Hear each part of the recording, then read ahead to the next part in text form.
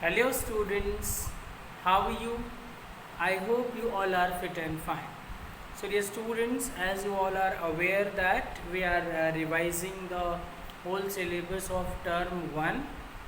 So in this series of revision, today we are going to revise poem 2, an elementary school classroom in a slum.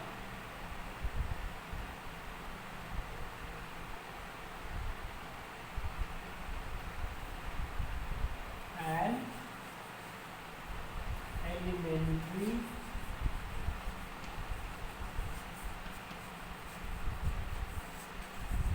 school classroom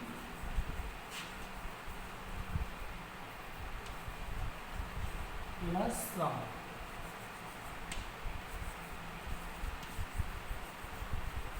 Written by Stephen Spender.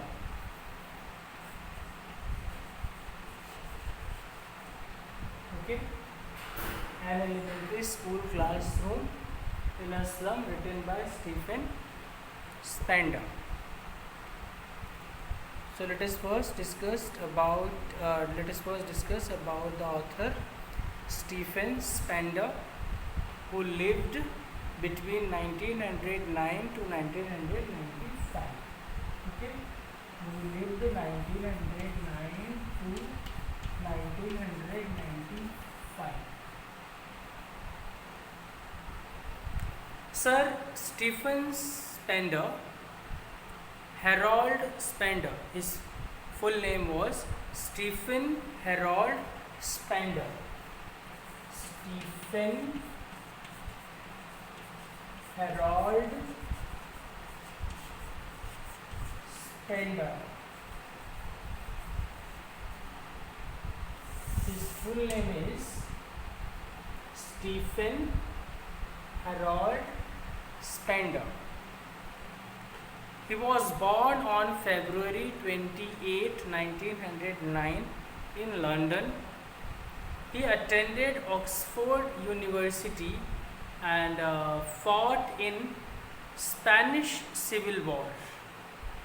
In the 1920s and 1930s, he associated with other poets and socialists such as W.H. Auden, Christopher Isherwood, Louis MacNeice, and C.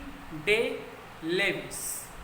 And his early poetry was often inspired by social protest. During World War II, Stephen worked for London Fire Service. He co-founded Horizon magazine with Cyril Connolly and served as its editor from 1939 to 1941. He was editor of Encounter magazine from 1953 to 1966. Spender's book of poetry include 20 poems, Vienna, The Still Center, Poems of Dedication, and The Generous Days. Stephen was professor of English at University College London from 1970 to 1977 and gave frequent lecture tours in the United States. He was knighted in 1983. Spender died in July 1695. So it's all about the writer. Now, already line by line explanation has been done. So this time I will just explain the complete poem, and we will discuss the poetic devices used in this poem. Okay. In the first stanza we have seen the poem describes an elementary school classroom in a slum, these slum children look very pathetic. Their faces are pale and reflect sadness. Their faces are pale and reflect sadness. They are like rootless weeds as they lack proper nutrition. Moreover, they are unwanted plants which grow on their own without being cared for. Totally neglected. The tall girl has a weighed down head as she is burdened with a load of poverty. In fact, she is so suppressed that her head had bowed down with the burden of the misfortunes. The paper thin, extremely thin boy has red eyes because the poor undernourished boy is deprived of all the basic amenities of life. He is timid like a rat and full of anxiety. He searches for food and security. This unfortunate boy suffers from malnutrition, and his growth is also stunted, not properly developed. He has also inherited from his father twisted bones, bent and distorted bones. He has inherited the poverty, disease, and despair from his parents. His body is also deformed because of the twisted bones which he has inherited. He appears to be as sick as his parents. There is a sweet, tender looking student who sits at the back of the class. The boy is different from the others as his eyes live in a dream. He is dreaming and probably thinking about a better future. He is lost in his own world, therefore not sad like others. The boy thinks of the squirrel games. He wants to enjoy and play freely like the squirrel in the garden outside. The squirrel climbs trees and hides in their holes. The boy also dreams to be free, but he cannot, as he must sit in the dull and dreary classroom. In the boy's imagination, tree room, the hollow in a tree, is full of fun, curiosity, and mystery. This is in contrast to the gloomy classroom. Now, detailed explanation of second stanza. These slums are surrounded by the civilized city, and the children cannot experience the beauty of the sky at dawn and are unaware of it. All around them are concrete structures of the cities. The life in slum contrasts with the cloudless sky by dawn and concrete structures which override the cities. There is also a picture of a beautiful valley full of sweet, fragrant flowers. And these children of the slum will never be able to experience this beauty. They are deprived of this beauty as they are condemned to live in the slum amidst garbage. The open-handed map in the classroom contrasts with their world. The world given to us by God is full of all the bounties, whereas whereas the world of these slum children is full of poverty and hunger.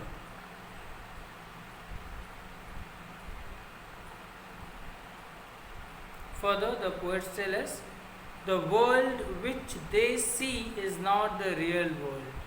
Their world is confined to the narrow, dusty streets of the slum. The map in the classroom gives them hopes and aspirations and motivates them to explore the world, but they will never be able to see that world. These children can get the glimpse of the outside world from the windows, and it is far beyond their reach. They are far away from nature. These slum children have a bleak and foggy future in store for them. Their future is painted with a fog. It is blurred by hopelessness. There is no hope for the slum children. Instead of the normal blue sky, they live under the lead sky. Dark and dull, polluted. Dark, dull and polluted sky shows there is no hope for them. The atmosphere hints at their monotonous life, and the slum children remained confined throughout their lives, confined to the filth and dirt of the narrow slum streets. They are away from the glory of natural beauty of the rivers, mountains, stars. Now, next stanza.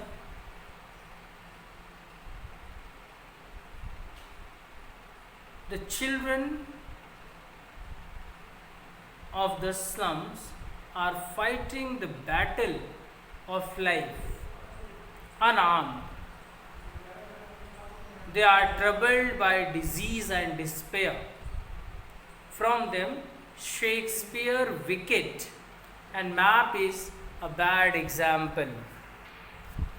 The literary excellence of Shakespeare and the scenic beauty portrayed in the Map cannot relieve them from their despair. For these children, for these slum children, literary excellence is a far-fetched thing and hence seems wicked. The map on the wall gives them false aspirations as it makes them aware of the beautiful world given by God. The world of these children is confined to the narrow streets of the slum. Therefore, map is a bad example. They feel cheated in being deprived of the thrilling sensations of the sun, the ship, and the emotions of love.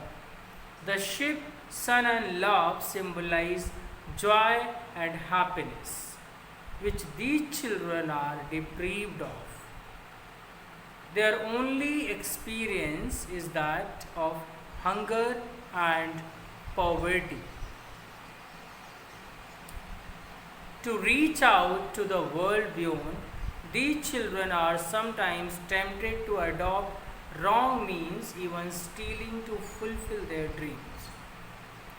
These slum children live in crammed holes, striving and struggling for survival in the small, dirty rooms from fog to endless night, from foggy mornings till long endless nights, trying to meet both ends. The slum children live on slag heaps, piles of waste material. Their world is full of dirt and garbage. These children are very weak and undernourished. They look like skeletons as their bones peep through their thin skin. They wear spectacles of steel with mended glass, discarded spectacles by the rich, mended knees repaired and worn. Their life is like bottle bits of stones, shattered and broken like bits of bottle on the stone. They are deprived of even the basic amenities of life. Their world is comprised of the foggy slums where they live nightmares. Slums are the reality for the children, their homes, where they spend their lives. Slums are the reality for the children. It is like their homes where they spend their life. The map displayed in their classroom are no reality for them. They cannot locate, they cannot locate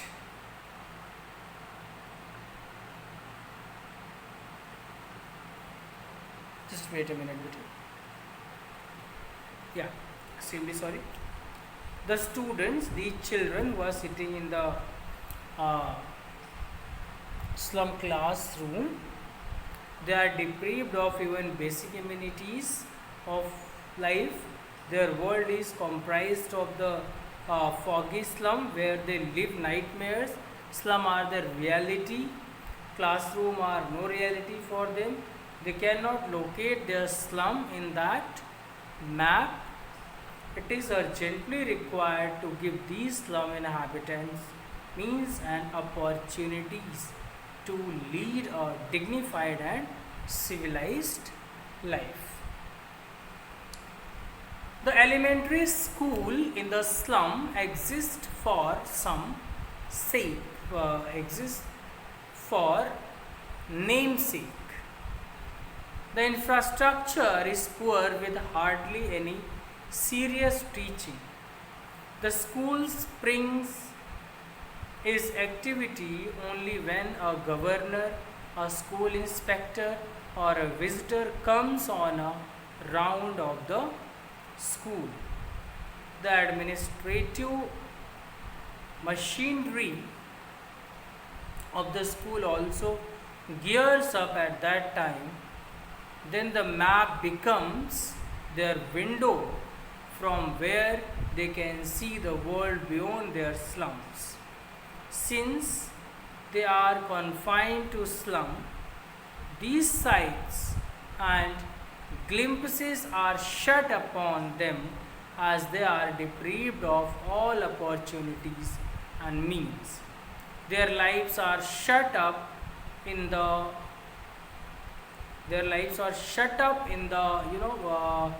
cemeteries of these slums where they slither and slog to make their both ends meet. The poet hopes that these children will break free from their morbid life from the chains of the slum. He appeals to those who, the poet in last he appeals those who are in power to liberate the children from the miserable slums and enable them to breathe in the fresh, beautiful and healthy environment away from the foggy slums. They should be able to bask in the open green field and let them run free on the golden sands. Their world should not be confined to the horrendous and gory slum. The poet visualizes freedom for the children. He wants a carefree life where they get economic and social justice, where they have the right to be happy. These slum children should be able to enjoy the fundamental right of education, otherwise their lives will be miserable. They should be able to learn not from the books alone, but also from the world, the nature around them. The poet ends on a note of positivity and wants opportunities to be available to these children. The people who strive for knowledge are the ones who create history. The ones who are let free are the ones who will create history. People who outshine others, who glow like the sun, who break free from the constraints of their restricted life are the ones who create history. Okay, so it's all about it. So the whole poem is about social injustice. Okay, so now let us talk about poetic devices used here in this lesson. The poetic devices, figure of speech.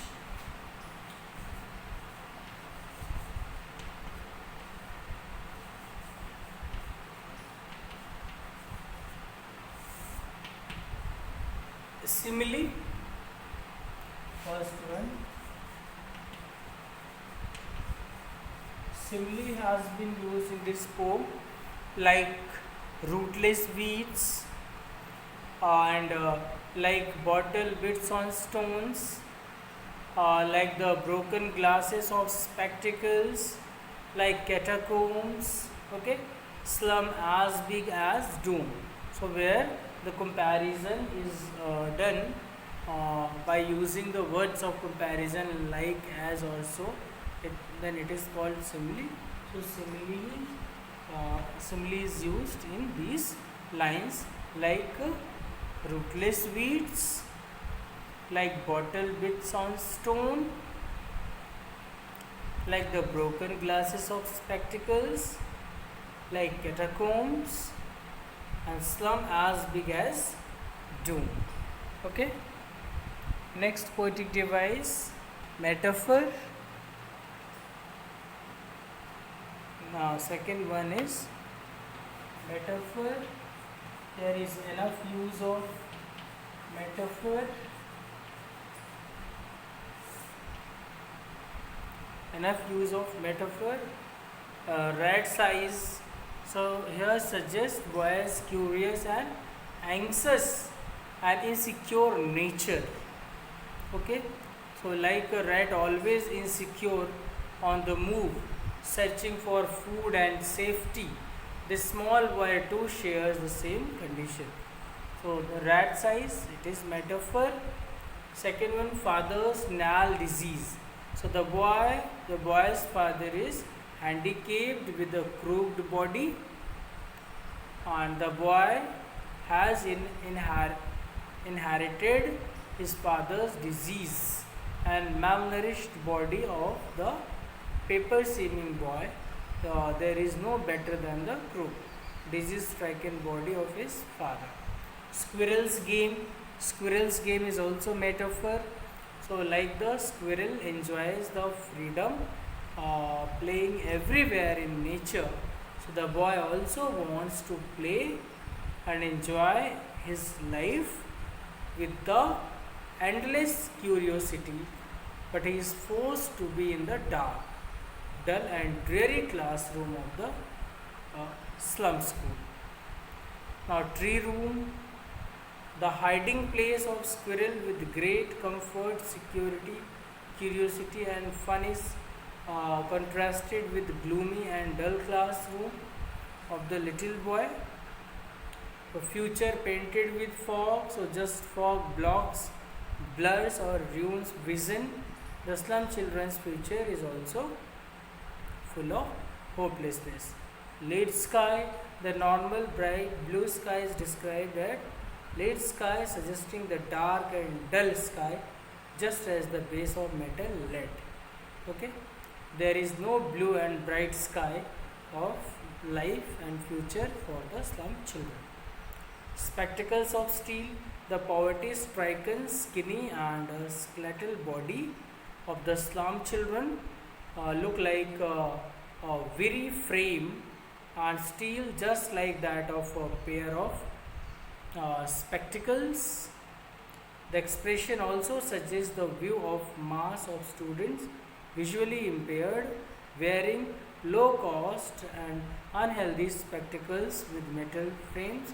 The poor children are deprived of everything due to the careless attitude of the government officials. Okay, so it's all about the poem and the poetic devices. In the next video lesson we will discuss MCQs based on this lesson. So thank you for watching. See you tomorrow.